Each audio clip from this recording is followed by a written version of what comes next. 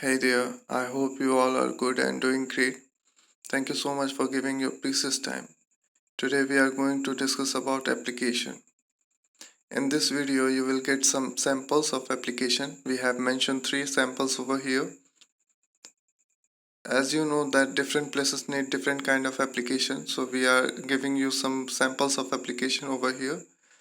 So आपको देखना क्या है, आज हम कुछ एप्लीकेशंस के सैंपल्स के बारे में बात करेंगे। यहाँ पे हमने मेंशन किया है ताकि आपको बहुत परेशान ना होना पड़े। अगर एग्जामिनेशन में ये आ जाते हैं क्वेश्चन और आप लिखते हैं तो आपको पूरे नंबर मिल जाएंगे। ठीक है, सबसे पहले हम समझते हैं कौन सा। एज अ स्टूडेंट जब आप एप्लीकेशन लिखते हैं तो क्या क्या चीज़ों का ध्यान रखना पड़ता है आपको, ठीक है, जिसमें आपको ज़्यादा से ज़्यादा नंबर मिल सके। सबसे पहले देखिए, इसकी जो अलाइजमेंट होती है वो एकदम इस साइड से स्ट्रेट होगी, ठीक है। बट कुछ जगह पे देखेंगे तो थोड़ी सी डिफरेंट है। उसको कब आपको डिफरेंट करना है, कब कैसे लिखना है, वो सारी चीज़ें हम बताएंगे। आप इस वीडियो को पूरा देखिएगा बस, ठीक है। देखिए सबसे पहले आता है टू कॉमा करके, और जहाँ कॉमा आपका ख़त्म होगा वहीं से नेक्स्ट लाइन में द प्रिंसिपल या जो भी हेड ऑफ द डिपार्टमेंट होगा उसको हम यहाँ पे लिख देंगे, ठीक है, उसका डेजिग्नेशन लिखेंगे। फिर आता है नेम ऑफ द स्कूल या जो भी इंस्टीट्यूशन होगा उसको लिखेंगे। फिर एड्रेस आ जाएगा। इन तीनों में कोई भी स्पेस नहीं होगा, ठीक है, बट इन तीनों को लिखने के बाद थोड़ा सा स्पेस देंगे और फिर हम डेट मेंशन करेंगे, ठीक है। फॉर्मल डेट जो लिखते हैं उसमें हम कैसे लिखते हैं, पहले न्यूमेरिकल फिर अल्फ़ाबेटिकल और वापस से न्यूमेरिकल, ठीक है। जैसे मान लीजिए कोई कोई एग्जांपल के तौर पे आपको डेट लिखना है तो कैसे लिखेंगे, 28 जून 2022, यानी जून जब लिखेंगे तो JUNE, ठीक है, ये पूरा लिखेंगे, एब्रीविएशन इसका बिल्कुल भी यूज़ नहीं करेंगे हम, ठीक है। ये आपका डेट लिखने का फॉर्मेट हो जाएगा। फिर आपका आता है सब्जेक्ट। सब्जेक्ट क्या होगा, 4 to 6 वर्ड मैक्सिमम आपका जो है 4 to 6 वर्ड में ही आपका सब्जेक्ट कंप्लीट हो जाना चाहिए। और सब्जेक्ट ऐसा होना चाहिए कि पूरा एप्लीकेशन पढ़ने की ज़रूरत ना पड़े, उतने में ही आपको पूरा समझ में आ जाए कि क्या आपके एप्लीकेशन में लिखा गया है, ठीक है। फिर देखिए जो इसका मैटर होगा क्या होगा। सबसे पहले लिखा है डियर सर मैडम, ठीक है। अगर आपको कन्फ्यूज़न है कि सर हैं या मैडम हैं जिनको आप एप्लीकेशन लिख रहे हैं तो आप यहाँ पे दोनों मेंशन कर सकते हैं। पहले की जो फॉर्मेट होती थी उसमें सर या मैडम के बाद कॉमा लगता था, बट अब जो नई फॉर्मेट आई है उसमें आप बिल्कुल भी कॉमा यहाँ पे नहीं लगा सकते और नहीं लगाएंगे, ठीक है। चलिए, जहाँ मैडम या सर खत्म होगा उसके बाद से हम नेक्स्ट लाइन में थोड़ा सा आगे से स्पेस छोड़ के और फिर हम विद ड्यू रिस्पेक्ट से स्टार्ट करेंगे, ठीक है।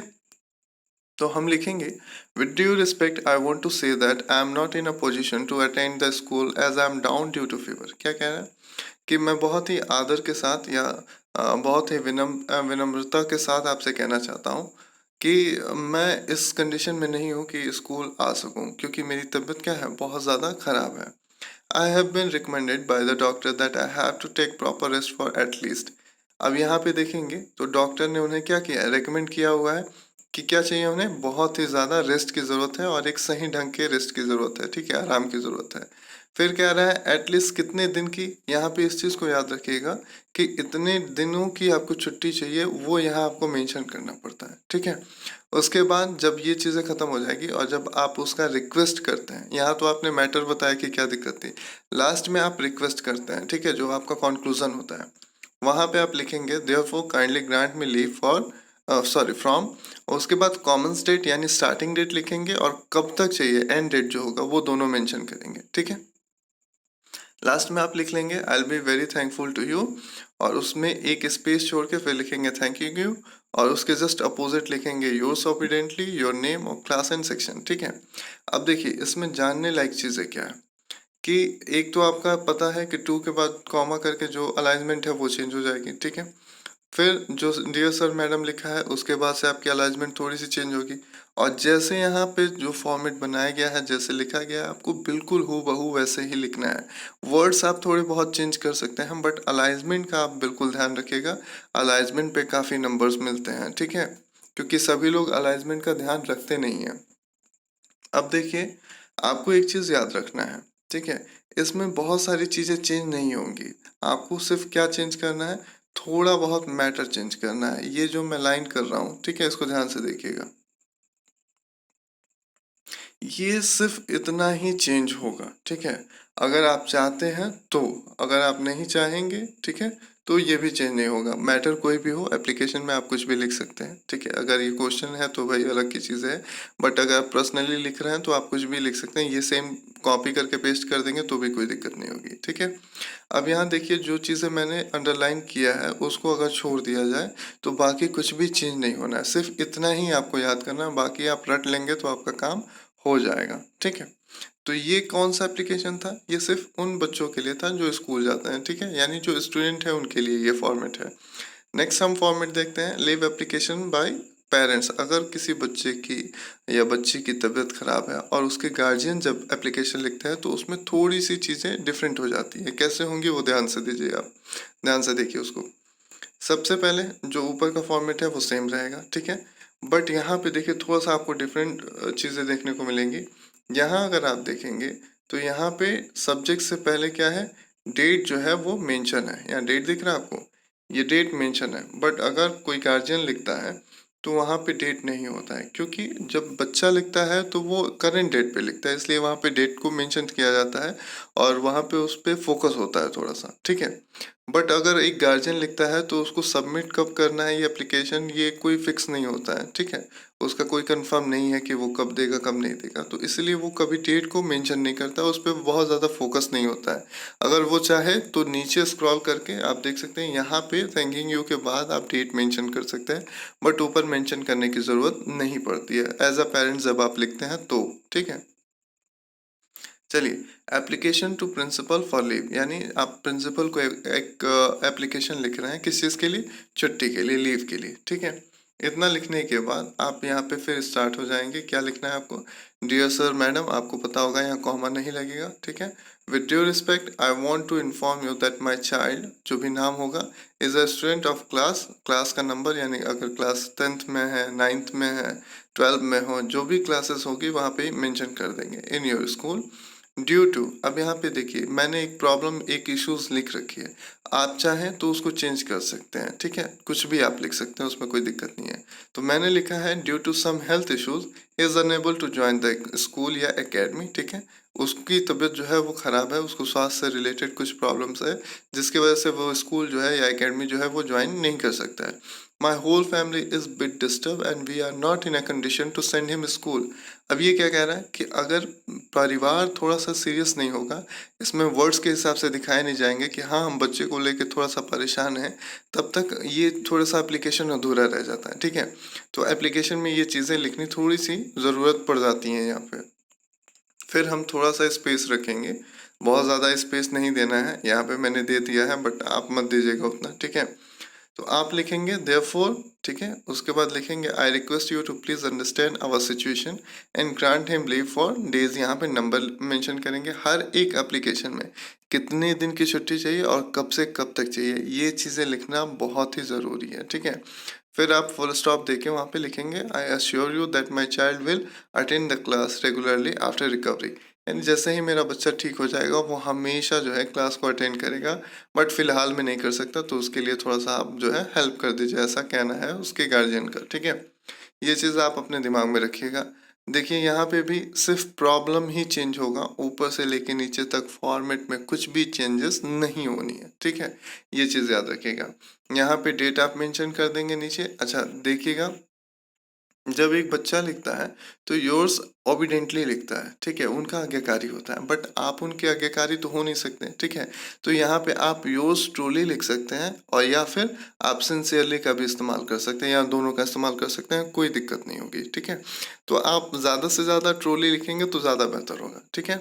उस बच्चे का क्या क्लास है, क्या सेक्शन है, ठीक है, और बच्चे का क्या नाम है वो आप वहाँ पे मेंशन कर दीजिएगा, ठीक है।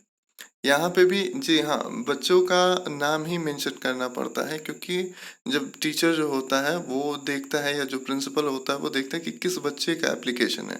तो यहाँ पे याद रखिएगा कि बच्चे का नाम और उसके क्लास सेक्शन को मेंशन कर देंगे, और उसके साइड में ऊपर या नीचे उसके फादर का नाम और सिग्नेचर कर देंगे, ठीक है। जैसे क्लास सेक्शन लिखा, उसके नीचे फादर का नेम और उसका फिर जो है जो भी रिलेशन होगा वो लिख सकता है, ठीक है। चलिए, लास्ट वाला हम देखते हैं, leave application by teacher to principal. जैसे अगर एज अ टीचर आप काम करते होंगे, मैक्सिमम लोग काम करते हैं एज अ टीचर, तो जब वो लिखते हैं तो वो प्रिंसिपल को कैसे लिखते हैं, ठीक है, उनका काफ़ी फॉर्मेट जो है मायने रखता है, क्योंकि एज अ टीचर अगर वो गलत लिखेंगे तो बच्चों को वो कैसे क्या समझाएंगे, ठीक है। चलिए यहाँ देखिए, फिर क्या कह रहा है, to the principal, name of the school, address, ये तो सेम ही रहेगा हर एक एप्लीकेशन में, ये तो आपको एक बार में याद हो जाएगा, और ये याद हो जाएगा तो नीचे की चीज़ें याद करनी काफ़ी ईजी हो जाएंगी, ठीक है। वापस से कह रहा है डेट, अब यहाँ पे आ जाएगा, क्योंकि कोई भी टीचर जब लीव लेता है तो एक दिन पहले ले लेता है या फिर उस करंट डे पे लेता है और वो एप्लीकेशन सबमिट करता है, अदरवाइज सैलरी तो कटी जाती है, ठीक है। तो डेट यहाँ पे मायने रखता है, इसलिए डेट को हम ऊपर लेते आएंगे, ठीक है। फिर कह रहा है subject school leave application for, अब यहाँ जब भी टीचर लिखते हैं, ठीक है, तो उन्हें यहाँ पे डेज को मेंशन करना पड़ता है, क्योंकि पूरा सब्जेक्ट ही जो है मायने रखता है पूरे एप्लीकेशन के लिए, ठीक है। तो यहीं पे आप लिख देंगे और वो पता हो जाएगा कि कितने दिन की लीव चाहिए और इनको लीव चाहिए या नहीं चाहिए, ठीक है। अब यहाँ पे मैटर देखिए, मैंने एक मैटर लिखा है, आप चाहें तो उसको मॉडिफाई कर सकते हैं अपने हिसाब से, ठीक है। अच्छा, मैटर देखिए क्या है, रिस्पेक्टेड सर या मैडम, ठीक है। ऊपर जो था वो आप देख सकते हैं कि यहाँ पे डियर का इस्तेमाल किया गया था, बट जब एज अ टीचर आप लिखते हैं तो वहाँ पे आप डियर का इस्तेमाल नहीं कर सकते, वहाँ पे आप क्या लिखेंगे, रिस्पेक्टेड लिखेंगे, ठीक है, रिस्पेक्टेड सर या मैडम, ठीक है। This is to inform you that as my parents are going old day by day and prone to fall sick very often and I am the only child, so this is my responsibility to take care of their health, ठीक है। आप यहाँ पे कोई और भी reason लिख सकते हैं। तो इसमें क्या लिखा है कि जैसे कि आपको पता है कि मेरे जो भी पेरेंट्स हैं वो क्या हो रहे हैं, दिन प्रतिदिन बूढ़े होते जा रहे हैं, और बूढ़े होने की वजह से क्या हो रहा है, वो काफ़ी उनका झुकाव बढ़ गया है बीमारियों की तरफ, यानी जब इंसान की क्षमता कम होने लगती है तो उसकी बीमारियां बढ़ने लगती हैं, ठीक है। और मैं क्या हूँ, इकलौता उनका चाइल्ड हूँ, तो ये मेरी रिस्पॉन्सिबिलिटी है कि मैं उनका ख्याल रखूँ। अब ये एक ऐसा इश्यूज है जिसपे किसी भी मैनेजमेंट को लीव देनी ही पड़ जाती है, ठीक है। फिर हम क्या लिखेंगे, I hope you will understand my pain, या रिस्पॉन्सिबिलिटी लिख सकते हैं, एंड कंसिडर माई एप्लीकेशन, ठीक है। तो आप अगर मेरे पेन या रिस्पॉन्सिबिलिटी को समझेंगे तो भाई कंसीडर करेंगे ही, वो नॉर्मल सी बात है। फिर आप थैंकिंग यू लिखेंगे, फिर वापस से योर सिंसियरली या ट्रूली भी लिख सकते हैं यहाँ पे, आपका जो भी नाम होगा, ठीक है, और क्लास और सेक्शन तो नहीं लिख सकते हैं, बट किस क्लास के क्लास टीचर हैं आप वो यहाँ पे मेंशन कर सकते हैं, ठीक है। आई होप आपको ये सारी वीडियो समझ में आई होंगी। अगर आप इस फॉर्मेट को फॉलो करते हैं तो मैं इतना श्योर हूँ कि आपको मैक्सिमम मार्क्स आपको मिल जाएंगे, ठीक है। अलाइजमेंट का ध्यान रखिएगा, जो वर्ड्स हैं उसका ध्यान रखिएगा, और बहुत ही कम में, बहुत ही सिंपल में मैंने आपको ये सारी चीज़ें लिखी हैं और समझाई हैं। अगर आप थोड़ा भी कोशिश करेंगे तो आपको मेरे ख्याल से ज़्यादा अच्छे से समझ में आ जाएगा, और एग्ज़ाम में आपको हो सकता है ज़्यादा बेहतर नंबर मिल सके, ठीक है। तो अगर इससे रिलेटेड कोई भी क्वेरी होगी, या आप इसका पार्ट 2 भी चाहते होंगे जिसमें और भी सैम्पल्स इसके ऐड किए जाएं, तो आप कमेंट बॉक्स में हमें मैसेज कीजिएगा, हम ज़रूर इसका वीडियो दूसरा बनाएंगे जल्दी से जल्दी, ठीक है। Thank you so much.